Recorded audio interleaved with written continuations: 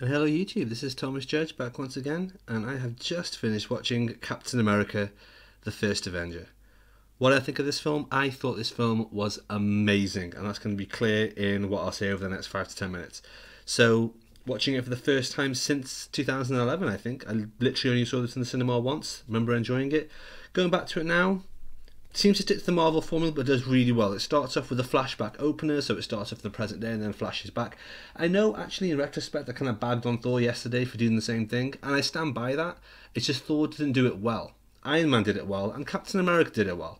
Thor just did it with quite a dull opener, whereas Captain America starts off with them in the Arctic, finding the ship, and then it flashes back to Steve and so on.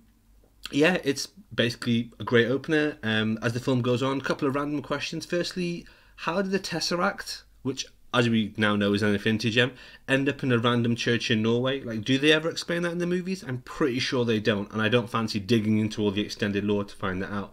So that was something that just kind of raised as a question for me. I guess that raises, now watching it in retrospect, knowing how important the Tesseract becomes, whereas originally it was just kind of a MacGuffin for the movie, you just let that sort of stuff slide. What else? Well, as the film continues, I did not realise how many Easter eggs are in this movie that foreshadow later things in the series. Steve Rogers, one of the first sentences he says in the entire movie, like maybe the 10th or 20th line of dialogue, is the whole "I could do this all day," which was just so cool. And so many other callbacks as well. It's like, don't do anything stupid. I can't, you're taking all the stupid with you. So many comments with Peggy Carter that foreshadow like the ending of Endgame, and just lots of really clever things. Obviously I know it wasn't planned, obviously I know it's something that the writers must have gone back and mined for information, but it's just so cool and just such a buzz watching it again. As the film continues, it introduces Howard Stark, played by Dominic Cooper, who's awesome. Can I just say, the casting for this movie is so damn good. It's not just Christopher Evans. It's Dominic Cooper as Howard Stark, Tommy Lee Jones as the military general, Stanley Tucci as Erskine, and then Hayley Atwell as Peggy Carter. Like, all of them are amazing and great actors in their own right. And here, they all work brilliantly. And you're introduced to all of them pretty much by the time he gets to his basic training, which obviously has the very famous grenade scene that everyone knows and loves and is still really awesome. But I actually forgot the scene before that, which is the flag scene, which if you can't remember it, I'd highly recommend watching this again just to see that happen. Solid action throughout. The first action beat, and like I said yesterday about the whole monomyth and stuff, most of these films will have 3 action beats, and that's kind of true because Marvel films are to an extent formulaic, and that's not necessarily a bad thing. The first action beat is him becoming Captain America and killing the spy. Cool action, really good sense of how he's just not equipped to deal with how super fast and super strong he's become.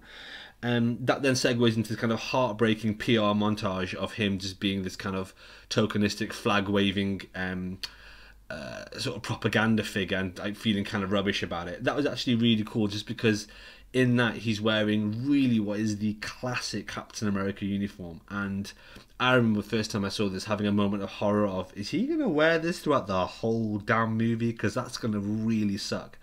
Obviously he doesn't. That then segues into the second big action beat, which is him attacking Hydra base single-handedly and saving 400 people.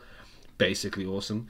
That then sort of sets the tone for the rest of the movie. There's great sort of expansion of the lore, context building, character building. There's a scene with the loss of Bucky, which is dealt with pretty well. Again, it's an interesting thing to look back on now, knowing that he comes back in Winter Soldier and he comes back as the Winter Soldier. That's really interesting. And then the final action scene, which was the big one with the Red Skull, played by Hugo Weaving, also amazing actor again. And that was just basically great. I think first time I saw this, I got a little bit annoyed about the way the Red Skull got, I don't want to say killed, vanquished in this by the Tesseract, because it just felt like a kind of slightly MacGuffin-y ending, and it was like, well, you've clearly not thought of anything sensible, so you've just done this stupid ending. But now, knowing what we know from what happens in Infinity War and Endgame, it's like, yeah, actually that works out really well, including the loss of the Tesseract and where that then goes, as we then find out in Captain Marvel, etc, etc. It's like, yeah, it all ties together and ties together really well. And then the very final scene, kind of the iconic, he wakes up in a hospital room, realizes it's fake, busts out and ends up in some part of New York. I'm not sure where. It looks like Times Square or near the Flatiron building. I don't know, somewhere on Broadway. I think I've never been to New York. that is such a good way to reintroduce him into the modern world and to reintroduce the audience to that concept.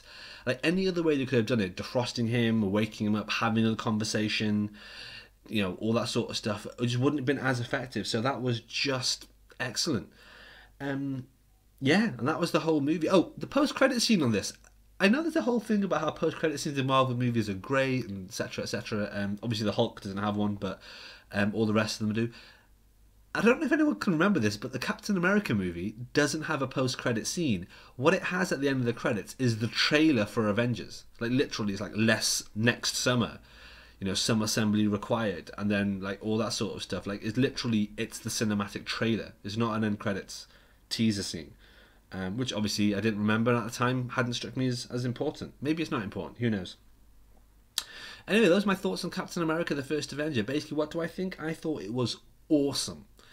This and Iron Man clearly are the strongest movies of the first five, and in fact this is stronger than Iron Man. I absolutely say that. And I remember enjoying it a lot at the time. I'm enjoying it a lot more now. When I first saw this back in 2011, I wasn't much of a Captain America fan at all. Mainly because I knew very little about him, but also what I had read, which had been some of the late 90s comics and some of the early 2000 comics, hadn't really done anything for me. Going back to it now, knowing the franchise and having read many, many more comics since then, this film is just phenomenal. Really, really excellent.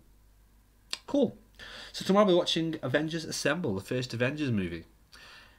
Thanks for watching, everyone. Like, comment, subscribe, support the channel by heading over to Amazon and picking up the novel if possible. Remember, it's less than $1 or it's free. And let me know what you think of this watch through. Are you doing it along at home? Are you not finding it interesting at all? Do you have any of your own thoughts or different opinions about any of these movies you'd like to share? Then please drop them in the comments below. Until next time, guys, stay classy.